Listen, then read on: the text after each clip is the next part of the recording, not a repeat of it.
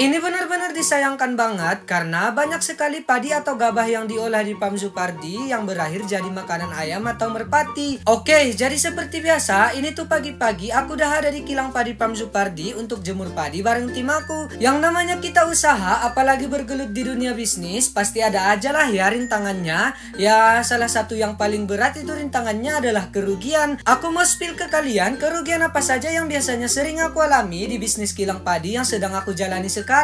Yang paling sering adalah di saat musim panen tiba dan kita ngestok gabah atau padi tapi cuaca tidak mendukung, maka padinya akan jadi seperti ini kalau tidak cepat dijemur. Padi-padi yang dari sawah itu harus cepat dijemur supaya tidak menghitam kayak gini. Nah, kalau padinya menghitam, biasanya berasnya nanti akan menguning dan sudah tidak masuk ke beras unggul lagi.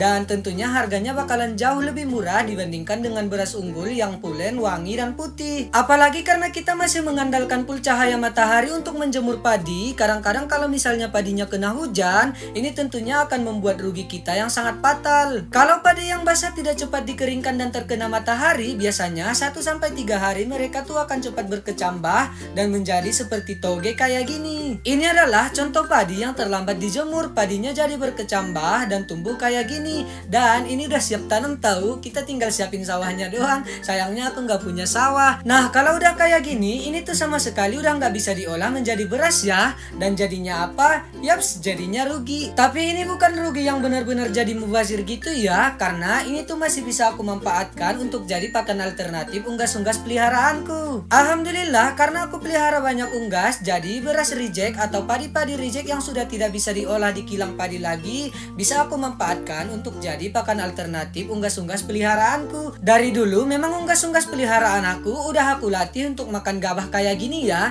Jadi kalau misalnya aku tabur gabah di sini, mereka bakalan langsung makan. Nih kalian bisa lihat ayam-ayam aku tuh senang dan lahap banget kalau dikasih makan pakai gabah kayak gini. Padahal tadi pagi tuh udah aku kasih makan pakai pur ayam, tapi mereka suka banget makan gabah kayak gini dan aku juga senang banget ngelihatnya. Yang tadinya aku anggap padi-padi reject aku udah jadi rugi yang sangat fatal dan besar, tapi di sisi lain ternyata masih bisa aku manfaatkan untuk jadi pakan alternatif unggas-unggas aku. Kadang-kadang aku mikir juga sih, mungkin aja padi-padi yang sudah tidak bisa aku olah dan reject dan aku anggap kerugian, mungkin sudah ditakdirkan untuk jadi pakan atau rezeki untuk unggas-unggas peliharaan aku. Dan kalau aku udah mikir kayak gitu, tentunya aku bakalan jadi lebih tenang dan gak mikir kerugian lagi. Apalagi kalau aku kasih makan ke ayam-ayam aku, mereka makannya lahap, aku tentunya bakalan jadi lebih bahagia. Intinya, semua yang kita usahakan harus dengan ikhlas dan tulus dan jangan lupa berbagi. Dan untuk hari ini kayaknya sekian dulu aja. Makasih banyak buat kalian semua yang udah nonton. Jangan lupa like dan follow.